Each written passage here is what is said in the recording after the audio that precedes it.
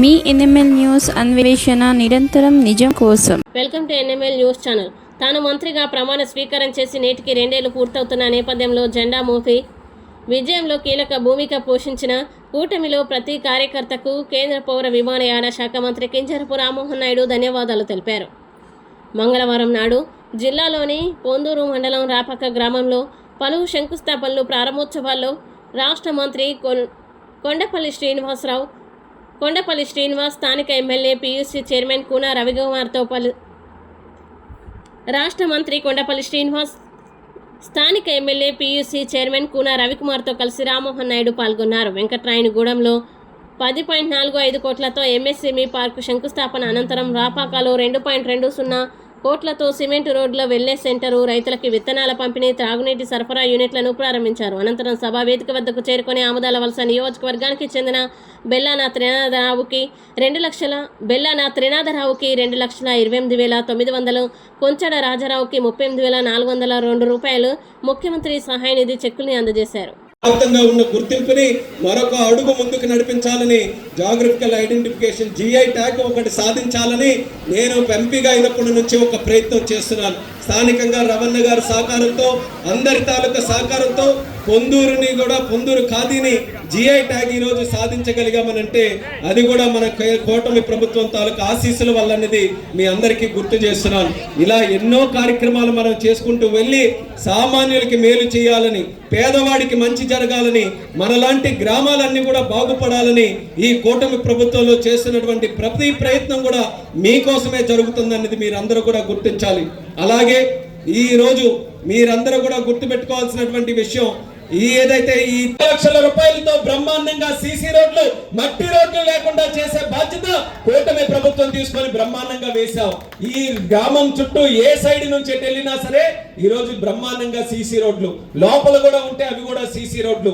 ఈ రోజు 1,16,00,000 రూపాయలతో ఇంటింటికి కుళాయి వేసి తాగునీటి అవసరాలను కూడా తీర్చినటువంటిది మన కూటమి ప్రభుత్వం అనేది మళ్ళీ మీ అందరికీ తెలియజేస్తున్నాను. ఇంతటితో అయిపోయిందని కాదు, ఈ 2 సంవత్సరాల్లోనే దృష్టి పెట్టాం కాబట్టి, మిమ్మల్ని బాగు చేయాలని ఆలోచించాం కాబట్టి ఈ రోజు ఇన్ని కార్యక్రమాలు చేశాం. రేపు భవిష్యత్తులో కూడా ఇంకా చాలా చేయాలి. అంచెలంచెలుగా వాటిని కూడా చేసుకుంటూ ముందుకు వెళ్తామని ఇక్కడ ఉన్న ప్రజలకు అందరికీ హామీ ఇస్తున్నటువంటి ప్రభుత్వం మన కూటమి ప్రభుత్వాన్ని కూడా తెలియజేసుకుంటున్నాను. దీపం పథకం కింద ఆ రోజు మీ అందరి తాలూకా కష్టాలు చూసి, ఆ రోజు పొగల మీద పొయ్యిలు ఉంటే మీ ఆరోగ్యం చెడిపోతుందని ఆ రోజు గ్యాస్ కనెక్షన్లు మీ అందరికీ ఇచ్చినటువంటి నాయకుడు చంద్రబాబు నాయుడు గారు మళ్ళీ మీరందరూ కూడా కష్టంలో ఏదో ఒక రకంగా సాయం చేయాలని 3 గ్యాస్ సిలిండర్లు సంవత్సరానికి ఉచితంగా ఇచ్చే దీపం పథకాన్ని మీ అందరి కోసం ఈ రోజు కొనసాగిస్తూ ముందుకు వెళ్తున్నారు.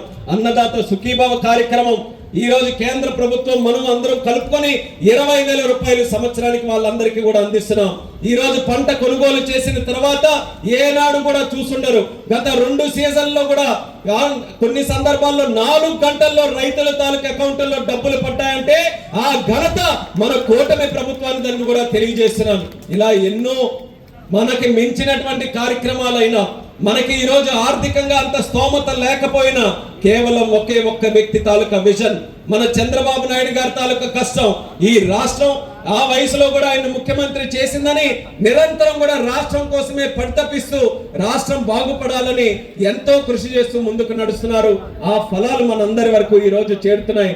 నాకు మీ అందరి నుంచి కావాల్సింది ఒకే ఒక్కటి, మీ ఆశీర్వాదం, మీ సహకారం, మీ తాలూకా ప్రేమ, అభిమానం తప్పితే మాకు మరొకటి వద్దు. మేము డబ్బుని ఆశించేటటువంటి నాయకులం కాదు, పదవులు ఆశించేటటువంటి నాయకులం కాదు.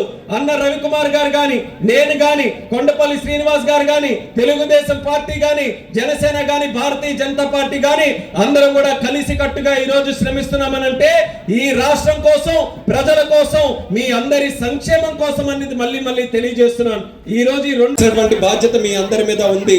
ఇప్పుడిప్పుడే రాష్ట్రం గాడిలో పడుతుంది. వాళ్ళకి కావాల్సింది చిందరవందర చేయాలని, సర్వనాశనం చేయాలని, దానికోసం ఏ నాయకుడు కనబడితే విమర్శలు చేస్తున్నారు, ఏ ప్రభుత్వం మీద ఏ కార్యక్రమం చేసే దాని మీద విమర్శలు చేస్తున్నారు. కానీ ఆల్రెడీ 5 సంవత్సరాలు గాడి తప్పిన రాష్ట్రం ఎలా నష్టపోయామో ప్రజలందరూ కూడా అనుభవించారు. మీరందరూ కూడా కష్టాలు పడ్డారు. అలాంటి సమస్య మరొక్కసారి రాకుండా ప్రతి ఒక్కరు కూడా మీరు నిరంతరం మీ తాలూకా ఆశీర్వాదం మన కూటమి ప్రభుత్వానికి అందించాలని మళ్ళీ మీ అందరికీ కూడా తెలియజేసుకుంటూ, ఈ రాపాగలో ఇంత అద్భుతంగా చేసినటువంటి కార్యక్రమానికి కారణమైనటువంటి ప్రతి ఒక్క సోదరుడికి సోదరిమణికి, ముఖ్యంగా మన కార్యకర్తలందరికీ కూడా ఒక 40-50 కిలోమీటర్లలోనే ఉంది.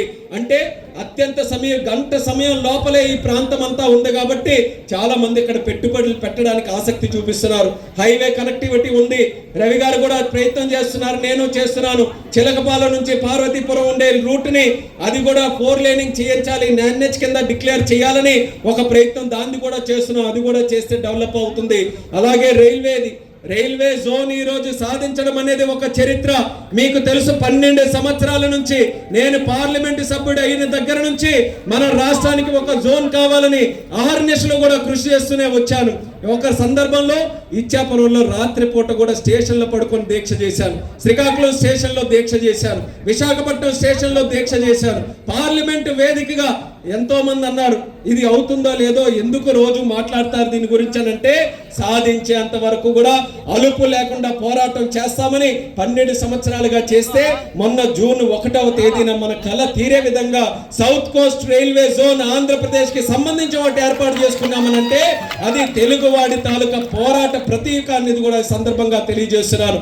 ప్రధానమంత్రి గారి తాలూకా ఆశీస్సులతో, అలాగే రైల్వే మినిస్టర్ అశ్విని వైష్ణవ్ గారి తాలూకా ఆశీస్సులతో ఒక పక్కన జోన్ ని మనం ప్రారంభించుకున్నాం. జోన్ వస్తే మనకి కొత్తగా ట్రైన్లు కూడా వస్తాయి. ఇక్కడ దగ్గరగానే పొందూరు స్టేషన్, అక్కడ నుంచి కూడా చాలా మంది ట్రైన్ సదుపాయం వినియోగించుకొని దూరానికి, అలాగే విశాఖపట్నంకి ఏ కార్యక్రమం ఉన్నా వెళ్ళడానికి ఆ ట్రైన్ మార్గం కూడా మీరందరూ వినియోగించుకుంటున్నారు. దానికోసం ఒక ప్రయత్నం చేస్తున్నాను.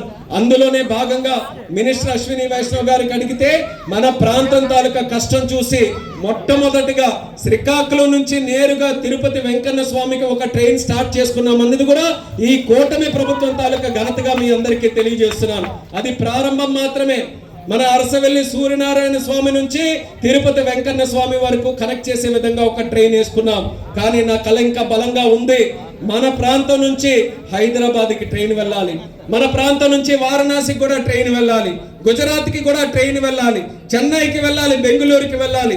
పెద్ద పెద్ద పట్టణాలు దేశంలో ఎక్కడెక్కడ ఉన్నాయో మన శ్రీకాకుళంలోనే ట్రైన్ ఆవిర్భవించి ఇక్కడ నుంచి మన ప్రయాణికులందరికీ కూడా సదుపాయం కల్పించే విధంగా ఉండాలి. కేంద్ర మంత్రిగా దానికోసం ఎంత శక్తి కావాలంటే అంత శక్తిని నేను జోడించి ఆ కళను కూడా నిజం చేస్తానని మీ అందరికీ తెలియజేస్తున్నాను. ఈ తిరుపతి ట్రైన్ ఏదైతే ఉందో ఇది పొందూరులో కూడా ఆగాలని చాలా మంది నాకు రిక్వెస్ట్ చేశారు. అది వీలైనంత త్వరగా నేను చేయిస్తానని కూడా పొందూరు మండలం వాళ్ళకి అందరికీ తెలియజేస్తూ ప్రశాంతి ఎక్స్ప్రెస్ గురించి కూడా చెప్తున్నాడు. ప్రశాంతిని కూడా ఇక్కడ ఆపే విధంగా నేను చర్యలు తీసుకుంటాను, మినిస్టర్ గారికి రిక్వెస్ట్ చేస్తానని కూడా తెలియజేస్తున్నాను. ఒక పక్కన ఇది చేశాం. అలాగే మన జిల్లాలో రైతులు ఎక్కువగా ఉన్నారు. వ్యవసాయం మనపై ఎప్పుడు కూడా నిరంతరం ఫోకస్ చేస్తూ ఉండాలి. అటువంటి వ్యవసాయానికి 2 పంటలు కూడా సాగునీరు అందించడానికి చాలా కీలకమైనటువంటి ప్రాజెక్టు